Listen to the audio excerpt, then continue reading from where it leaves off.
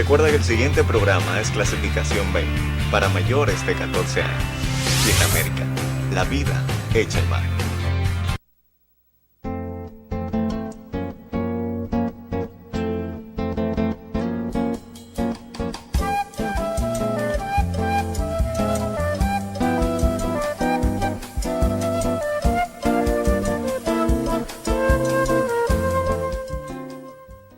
Saludos país, voz para el cambio. Como en cada entrega, esta voz de la patria, esta voz por la defensa de los derechos del pueblo, esta ventana de opinión, de compromiso con el ideal duartiano, llega hasta ustedes. Y gracias que nos dan el favor de estar siempre en sintonía con nosotros. El país siempre en estos dilemas, en estos desafíos, en que nosotros tratamos de que la democracia avance, de que los políticos asuman un comportamiento ético, tarea sumamente difícil, pero no podemos ceder un ápice en esta tarea de que eduquemos en el pensamiento y sobre todo en la ética duartiana.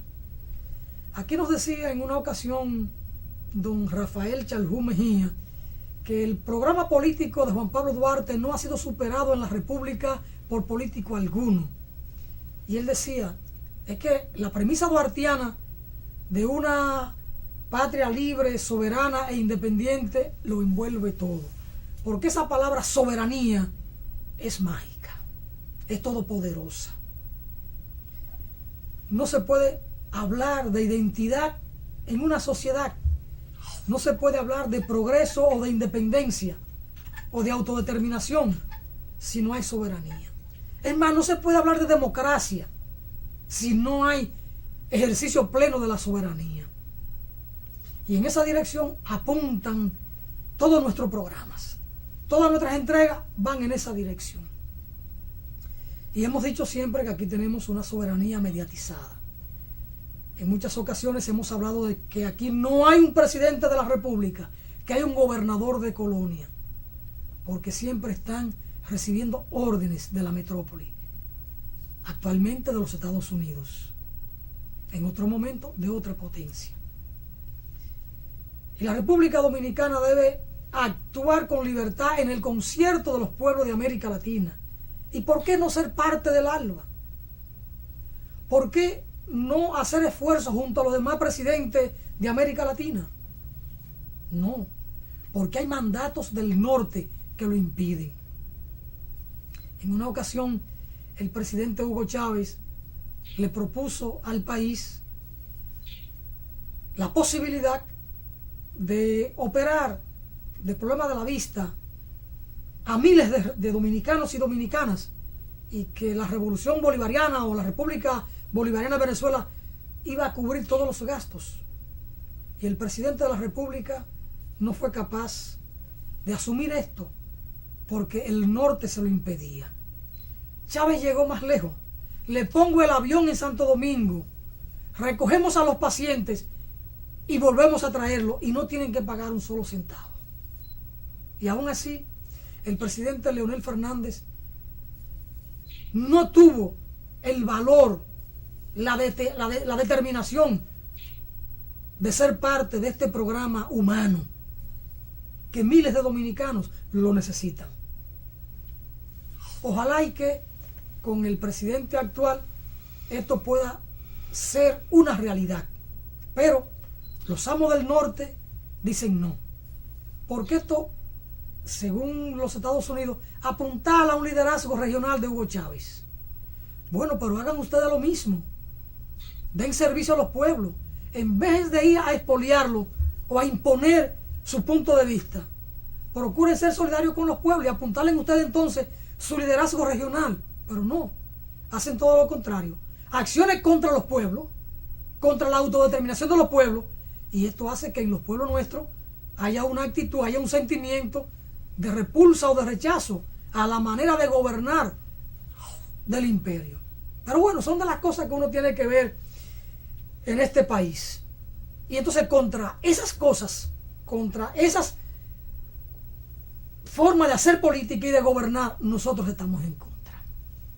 En el día de hoy vamos a tener una entrega especial, una conversación muy especial con el doctor Arnel Medina Cuenca, de Cuba, jurista, profesor de la Universidad de La Habana y por un largo tiempo presidente de la Unión Nacional de Juristas de Cuba.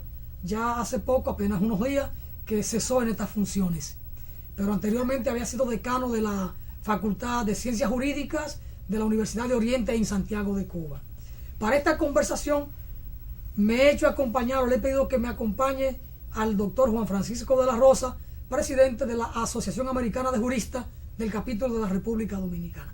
Así que entre Juan Francisco y yo vamos a tener una conversación con el doctor Arnel Medina Cuenca para que hablemos de temas gruesos de política y de temas gruesos que tienen que ver con Cuba. Y vamos a ver temas que son desafiantes. Así que, Juan Francisco, saludo. Me alegra que haya aceptado la invitación para compartir esta conversación con el doctor Arnel Medina Cuenca. Bueno, muchas gracias y nos satisface que una personalidad de la estatura de Arnel esté por varios días aquí con nosotros. Nos gustaría saber cómo ha ido en la República Dominicana, que vino a diversas actividades, dentro de ella algunas de carácter gremial. Bueno, un saludo para la teleaudiencia de Voz para el Cambio. Creo que en los días que hemos estado aquí en República Dominicana hemos participado con diferentes sectores de la sociedad, fundamentalmente con el sector de los abogados. Hemos participado en el Congreso de la Federación Internacional de Colegios y Asociaciones de Abogados, la FICA, que dirige como presidente, en su condición de presidente fundador, el doctor Diomedes Olivares Rosario. Participó en una delegación cubana, 6 en total, una delegación de Haití también, 7 abogados haitianos participaron con nosotros, de Puerto Príncipe, de Cabo Haitiano, y una numerosa representación de los juristas de Santo Domingo y de República Dominicana en general. Creo que los debates fueron muy interesantes. Estuvo dedicado al tema de la familia, un tema en el que hemos podido contactar en diferentes contactos con la sociedad de Santo Domingo, de que hay muchas preocupaciones en República Dominicana con el tema de los feminicidios, con el tema de la violencia intrafamiliar, que son problemas que hoy en el mundo entero, en este mundo globalizado, nos afectan a todos de una manera o de otra, solo que hay diferentes enfoques para enfrentarlo. Por ejemplo, en Cuba hay una política en relación con los menores que son ajenos por ley al derecho penal. O sea, se considera que llevar un menor a un tribunal, a un juicio con jueces, fiscales, abogados, eso no contribuye a su formación. Es una persona que está en proceso de formación, de recibir educación. Hay que educarlo. Ya reeducarlo sería otra cosa. Y eso un poco lo dejamos para las personas ya que han cumplido arribado la edad penal. En nuestro país la edad penal es a los 16 años. Se debate, se discute si puede ser, si debe pasar a los 18, pero bueno, en estos momentos es a los 16. Y hasta los 16, el menor que comete un hecho que en la ley está tipificado como delito no va a los tribunales. Es decir, tiene un tratamiento administrativo, son comisiones con médicos, psiquiatras, psicólogos, educadores también, pedagogos y juristas que determinan en cada caso qué tratamiento se le debe dar. Normalmente, si el hecho no tiene mucha significación, pues no se le separa del ambiente familiar. Si ya es un hecho grave, ha matado a una persona, etcétera, pues entonces debe estar interno en un establecimiento de los dedicados a este tipo. El tema de la violencia también es un tema muy complicado. Aquí, lo mismo en Cuba que en República Dominicana, en cualquier país se esconde mucho detrás de las paredes de la casa. Es más difícil conocerlo, determinarlo. Se complica un poquito más la situación a la hora de darle el tratamiento que esto lleva. En Cuba, fundamentalmente la Federación de Mujeres Cubanas y un poco desde la sociedad civil, también con el apoyo de los juristas, pues existen las casas de orientación de la mujer, donde cuando la víctima de la violencia doméstica o cualquier otro problema que tengan en la índole familiar o de la educación de sus hijos, recibe apoyo, recibe asesoría totalmente gratuita, que es una contribución que se da desde la sociedad civil para estos problemas. Agradecemos mucho también que en este Congreso de la Federación Internacional de Colegios y Asociaciones de Abogados de las Antillas, hubo mucho apoyo por parte de los delegados para la causa de nuestros 5 compañeros que están injustamente prisioneros en cárceles de los Estados Unidos. Eso es lo que te puedo decir de momento. Arnel, en el caso de ustedes, los juristas cubanos que tienen aquí múltiples relaciones, además en Dominicana la solidaridad con Cuba es muy militante, aquí jueces y fiscales tienen una buena relación con los juristas y los académicos cubanos. Nuestra Universidad Autónoma también tiene intercambio permanente con la Universidad de La Habana, la Universidad de Oriente. Aquí, por ejemplo, en el área de los maestros, que es un área donde hay una gran militancia social y democrática, política, en este periplo de su participación en la República Dominicana durante muchos días, contacto con todos estos sectores. Sí, en ese sentido te puedo decir que nos llamó mucho la atención el encuentro que hemos sostenido con la sección Juan Pablo Duarte de los maestros, de los profesores dominicanos. Muy bien, muy interesante, donde se debatieron importantes temas en relación con la importancia del padre de la patria dominicano, de Juan Pablo Duarte, todos los debates, las discusiones. Bueno, allí se presentó un libro tuyo, Alfonso, sobre Juan Pablo Duarte, creo que muy, muy interesante, y en general se aprecia que hay un interés muy, muy grande por los derechos, defender los derechos de los maestros, defender ese 4% que está ahí para la educación. En Cuba tenemos un 13%, y a veces pensamos que si pudiéramos tener un poquito más podría ser mejor también, pero bueno, ustedes están luchando por un 4%, creo que es importante que lo logren en este sentido. Bueno, en este encuentro que participamos, lamentablemente las lluvias asociadas al ciclón Sandy, al huracán Sandy, la caída de puente imposibilitó que algunos de los compañeros pudieran participar, pero ya está previsto que van a realizar un nuevo encuentro para estos que no pudieron asistir. A mí me ha resultado esto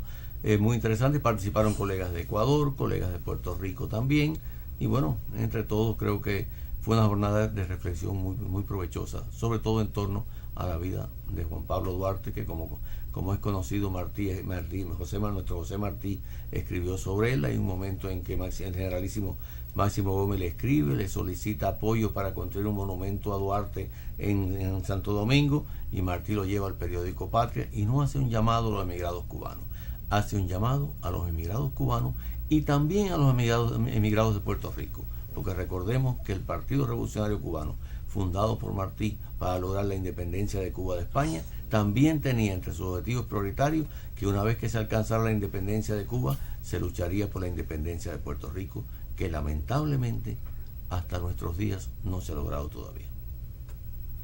Bueno, Arnel, usted hizo hace un momento una reflexión acerca de los 5 cubanos que aún permanecen en cárceles de los Estados Unidos. ¿Qué objetivo, cuál es la tarea inmediata de Cuba para hacer que esos ciudadanos regresen a su patria? Nuestra tarea inmediata es sensibilizar a la opinión pública de los Estados Unidos con la injusticia que se comete en este caso.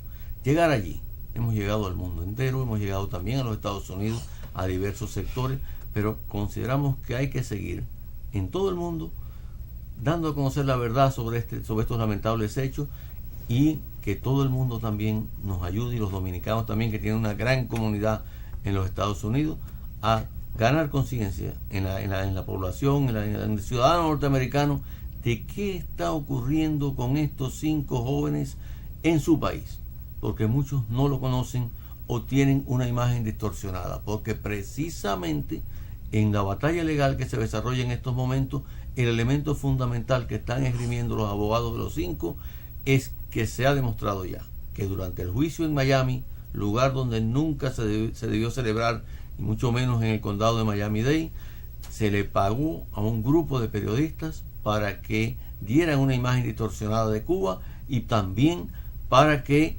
trataran de desvirtuar todo lo relacionado con el caso y lograr la condena del jurado, como realmente lograron, sin pruebas y con un proceso muy amañado. Entonces son presos políticos. Sí, seguramente, son presos del sistema.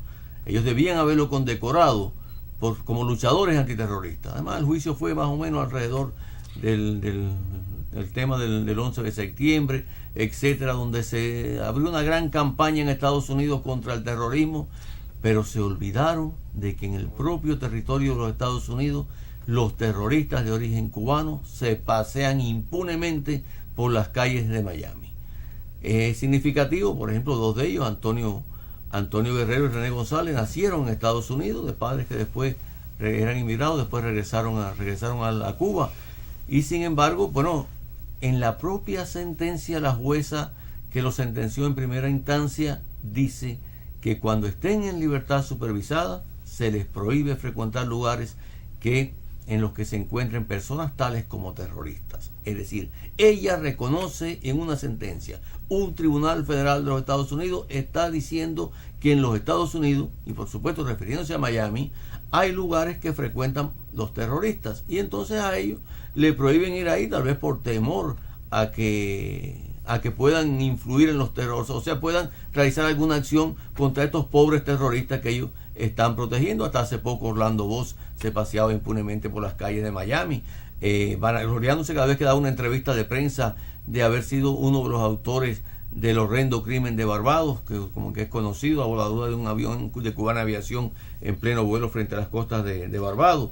Y sin embargo, después reciben también con honores a Luis Posada Carriles, que es el terrorista más sanguinario de nuestro continente, además muy activo, año 94, no solamente con su negro historial con la voladura del avión de Cubana, año 94, radicado en El Salvador, comienza a enviar personas inescrupulosas hacia Cuba para poner bombas en los hoteles, año 94-95, para aterrorizar a los turistas y afectar la economía del país, como consecuencia de los cuales un joven italiano, Fabio Di Celmo, falleció en el Hotel Copacabana unos minutos después que se había explotó una bomba enviada por Posada Carriles.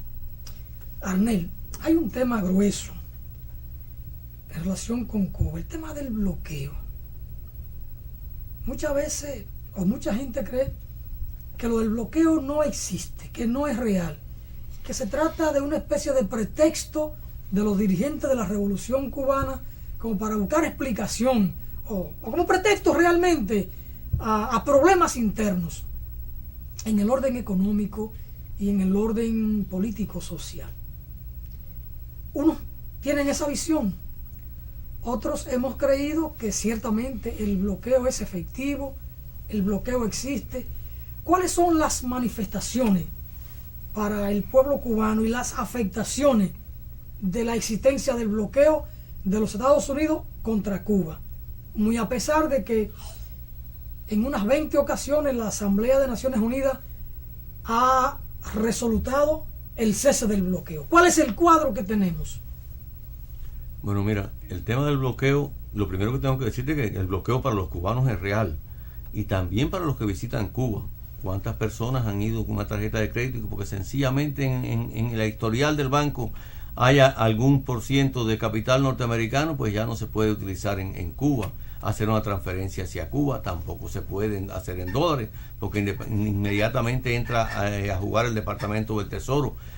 Para aquellos que tienen dudas, tienen que preguntar también a los bancos, aquellos bancos que por participar en algunas transacciones financieras en relación con Cuba, pues también han sufrido fuertes multas que han sido publicadas frecuentemente en la prensa. Y en Cuba, donde más nos duele, donde más problemas nos causa, es en el sector de la salud pública.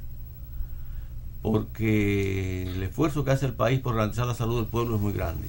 Y eso nos lleva a duplicar, triplicar y a veces más los gastos para comprar cosas tales como un marcapaso, por ejemplo, que a veces hay que buscarlo a Australia, o hay que buscarlo a otro lugar lejano de Asia, o traerlo de Europa.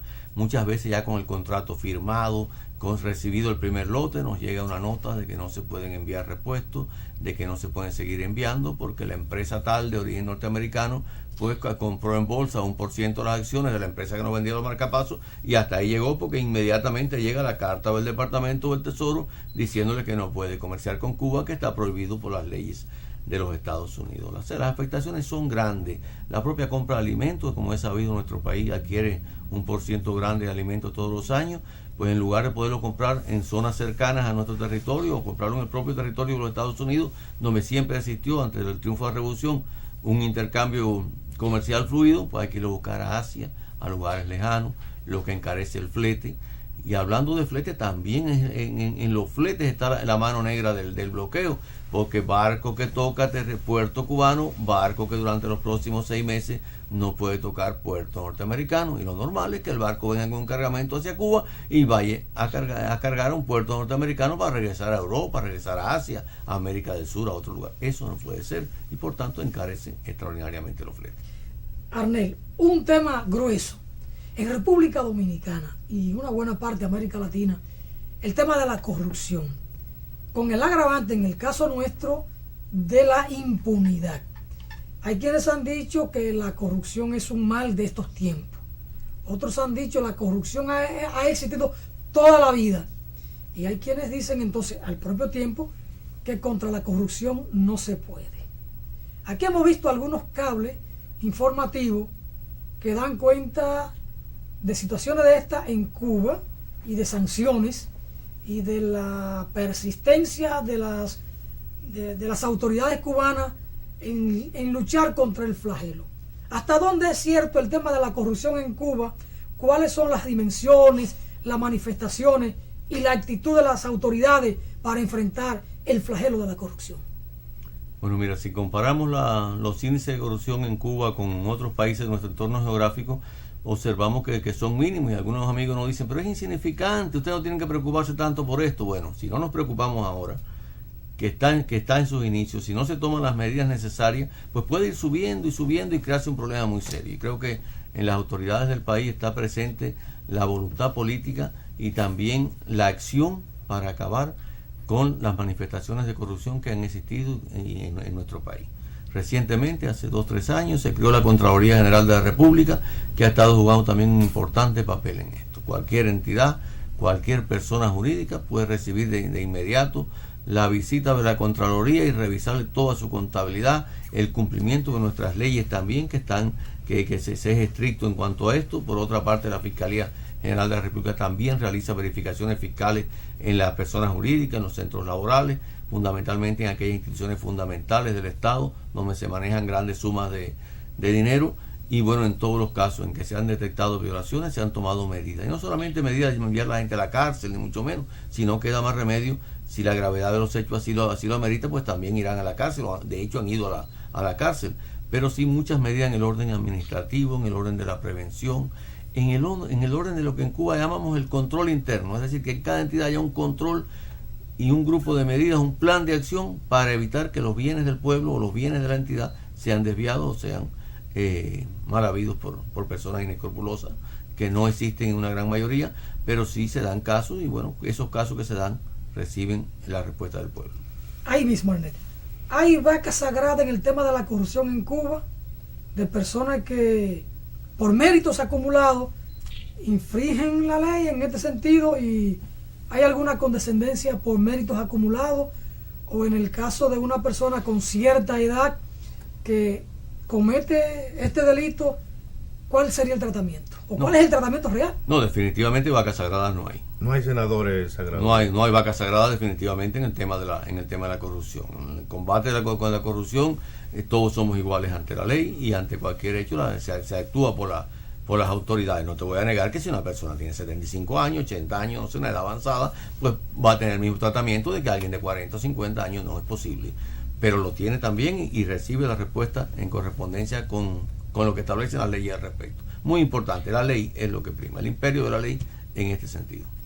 Don Hernández, usted hizo una afirmación ahorita que nos ha obligado a profundizar en la reflexión, en el sentido de que un turista no puede retirar de los bancos dinero si tiene alguna vinculación con los Estados Unidos, y no pueden comprar tampoco ninguna medicina, ningún electrodoméstico, nada que tenga que ver con territorio dominicano. Eso nos lleva entonces a pensar que los Estados Unidos entonces en el plano político fracasó con la intentona de hacer que la revolución no cumpliera su meta, y entonces se pretende doblegar a Cuba en el plano económico. Porque aquí lo que se nos ha vendido es que Cuba es una imposición de los Castro.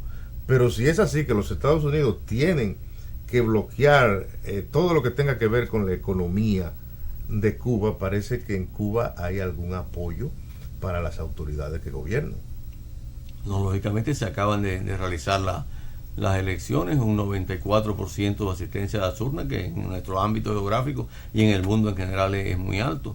Creo que es una demostración de la justeza de nuestras ideas y de nuestro sistema político. Y realmente es así. han fracasado en lo En el político, plano político, en lo militar, y también han fracasado en lo económico. Llevan más de 50 años de bloqueo, ya van 14, 15 declaraciones de las resoluciones de la Asamblea General de las Naciones Unidas aprobando la resolución de condena al bloqueo con abrumadora mayoría. Solamente votan en contra de esta resolución Estados Unidos, Israel, que podemos decir Estados Unidos, y alguna que otra islita del Pacífico, que bueno, que son muy dependientes del gobierno de Estados Unidos. También las presiones que reciben son brutales y han votado a favor junto a Estados Unidos en contra de esta resolución. Realmente es muy serio el tema yo insisto, el tema del bloqueo. Y aquellos que dicen que el bloqueo es un pretexto, vayan a Cuba, conversen con nuestra gente, pregunten en los lugares por qué no hay esto, por qué no hay aquello, y siempre verán la oreja peluda del bloqueo ahí, atacándonos. A veces obsesivo, a veces con cosas absurdas, que no tiene por qué ser, por qué llegar el bloqueo ahí. A veces hasta con un viaje de un científico, de un maestro, de un jurista que quiere ir a un evento. En unas ocasiones durante la administración Bush fue terrible las medidas que tomaron. Nosotros mismos en la sede de la Unión Nacional de Juristas de Cuba recibimos todos los años grupos de norteamericanos para recibir cursos sobre el sistema jurídico cubano. Bueno, en la época de People to People, en la administración Clinton, venían 1.200 al año, 1.300, y llegó un momento que cuando la administración Bush venían 50, 80 al año, 100, porque no tenían otra posibilidad. Hoy con la administración Obama ha habido alguna pequeña flexibilidad, y bueno, hay un incremento de personas que vienen no burlando el bloqueo, porque a Cuba también va mucha gente burlando el bloqueo, que no le hace caso, que es su forma de protestar, que ha sido más bonita que la de los Pastores por la Paz, que recorren las numerosas ciudades de Canadá y los Estados Unidos y van recogiendo donaciones para el pueblo cubano. Y cada año vemos también las dificultades que tienen para cruzar el puente de Laredo y trasladarse hacia México, y ya después de ahí venir hacia Cuba. O sea, que hay personas también que rechazan el bloqueo. Y hay, por ejemplo, en Cuba, para evitarle dificultades a las personas, no se les sella el pasaporte cuando llega, para evitarle dificultades para la entrada de Estados Unidos. Pero hay muchas personas que con mucha dignidad dicen, no, el mío lo sella y me le pone el sello ahí. Yo quiero que los gringos sepan que yo vine a Cuba y que estuve en Cuba, y me siento orgulloso de haber estado. Norteamericano. Arnel, vamos a una brevísima pausa y retornamos enseguida. Estamos conversando, amigos y amigas, con el doctor Arnel Medina Cuenca de Cuba. Y me acompaña en esta conversación el hermano Juan Francisco de la Rosa. Vamos a una brevísima pausa y retornamos con Arnel, porque hay mucho más en Voz para el Cambio.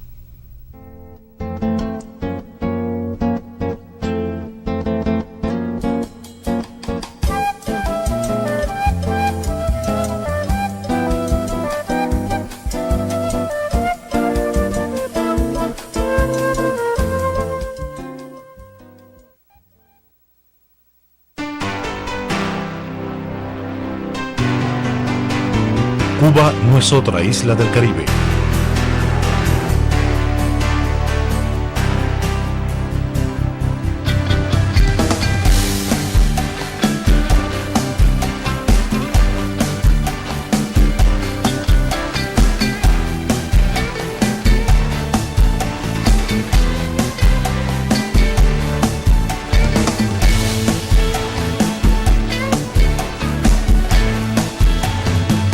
Cuba es la isla.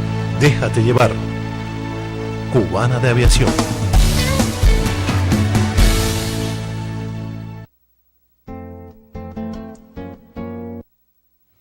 Cuando usted vaya a comprar o vender una casa, un apartamento o un solar, piense en Felga S.A., una compañía de bienes raíces con criterio muy profesional. Pero igual, si su interés es alquilar un inmueble, piense en nosotros. Felga S.A. está ubicada en la calle Ramón Santana, esquina Máximo Gómez, en la zona universitaria, con los teléfonos 809-682-7202, 809-688-5593. Recuerde que para comprar o vender o alquilar su casa, piense en Felga S.A.